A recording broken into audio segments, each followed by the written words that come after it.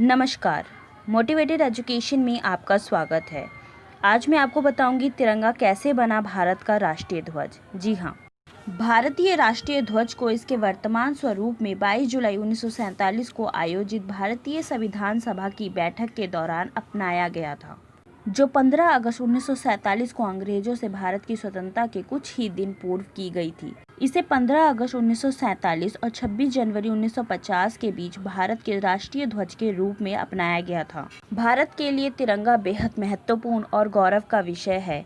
अभी जो तिरंगा फहराया जाता है उसे 22 जुलाई 1947 को अपनाया गया था। तिरंगे को आंध्र प्रदेश के पिंगाली वेंकैया ने बनाया था। आइए अब जान लेते हैं तिरंगे से जुड़ी कुछ तथ्यों के बारे में। नंबर 1, किसी मंच पर तिरंगा फहराते समय जब बोलने वाले का मुंह श्रोताओं की तरफ हो तब तिरंगा हमेशा उसके दाहिने तरफ होना चाहिए। नंबर 2, रांची का पहाड़ी मंदिर भारत का अकेला ऐसा मंदिर है जहां तिरंगा फहराया जाता है। 993 मीटर की ऊंचाई पर देश का सबसे ऊंचा झंडा भी रांची में ही फहराया जाता है। नंबर 3, देश में फ्लैग कोड ऑफ इंडिया अर्थात भारतीय ध्वज संहिता नाम का एक कानून है, जिसमें तिरंगे को फहराने के नियम निर्धारित किए गए हैं। इन नियमों का उल्लंघन करने वालों को जेल भी हो सकती है। नंबर 4, तिरंगा हमेशा कॉटन, सिल्क या फिर खादी का ही होना चाहिए। प्लास्टिक का झंडा बनाने की मनाही है। नंबर 5, तिरंगे का निर्माण हमेशा रेक्टेंगल शेप में ही होगा, जिसका अनुपात 3:2 तय है। वही जबकि अशोक चक्र का कोई माप तय नहीं है, सिर्फ इसमें 24 तीलियां होनी आवश्यक है। नंबर 6, सबसे पहले लाल, पीले व हरे रंग की हॉरिजॉन्टल पट्टियों पर बने झंडे को 7 अगस्त 1906 को पारसी बागान चौक, ग्रीन पार्क, कोलकाता में फहराया गया था। नंबर 7, झंडे पर कुछ भी बनाना या लिखना गैरकानूनी है। नंबर 8, किसी भी गाड़ी के पीछे, बोट या प्लेन में तिरंगा नहीं लगाया जा सकता और ना ही इसका प्रयोग किसी भी बिल्डिंग को ढकने के लिए किया जा सकता है।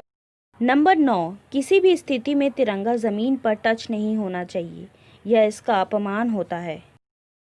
नंबर 10, तिरंगा को किसी भी प्रकार की यूनिफॉर्म या सजावट में प्रयोग में नहीं लाया जा सकता।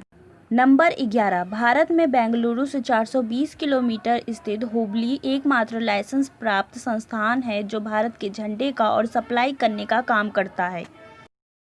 नंबर 12, किसी भी दूसरे झंडे को राष्ट्रीय झंडे से ऊंचा या ऊपर नहीं लगा सकते और ना ही इसके बराबर रख सकते हैं।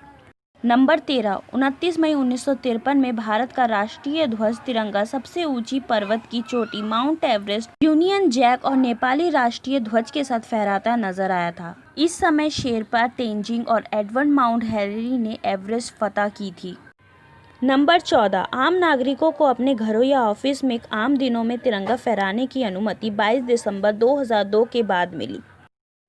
नंबर 15, तिरंगे को रात में फहराने की अनुमति साल 2009 में दी गई थी। नंबर 16, पूरे भारत में 21 गुना 14 फीट के झंडे केवल 3 जगह पर ही फहराए जाते हैं। कर्नाटक का नारगुंड किला, महाराष्ट्र का पन्हाला किला और मध्य प्रदेश के ग्वालियर जिले में स्थित किला। नंबर 17, राष्ट्रपति भवन के संग्रहालय में एक ऐसा लघु तिरंगा है जिसे सोने के स्तंभ पर हीरे जवाहरातों से जड़कर बनाया गया है। नंबर 18, भारत के संविधान के अनुसार जब किसी राष्ट्र विभूति का निधन होने और राष्ट्रीय शोक घोषित होने पर कुछ समय के लिए ध्वज को झुका दिया जाता है, लेकिन सिर्फ उसी भवन का तिरंगा झुकाया जाता है जिस भवन में उस विभूति का पार्थिव शरीर रखा है।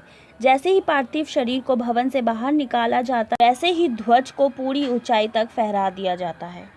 नंबर 19, देश के लिए जान देने वाले शहीदों और देश के महान शख्सियतों को तिरंगे में लपेटा जाता है। इस दौरान केसरिया पट्टी सिर की तरफ, हरी पट्टी पैर की तरफ होनी चाहिए।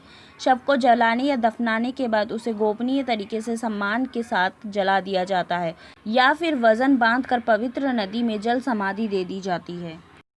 नंबर 20, कटे फटे या रंग उड़े तिरंगे को भी सम्मान के साथ जला दिया जाता है या फिर वजन बांधकर पवित्र नदी में जल समाधि दे दी जाती है।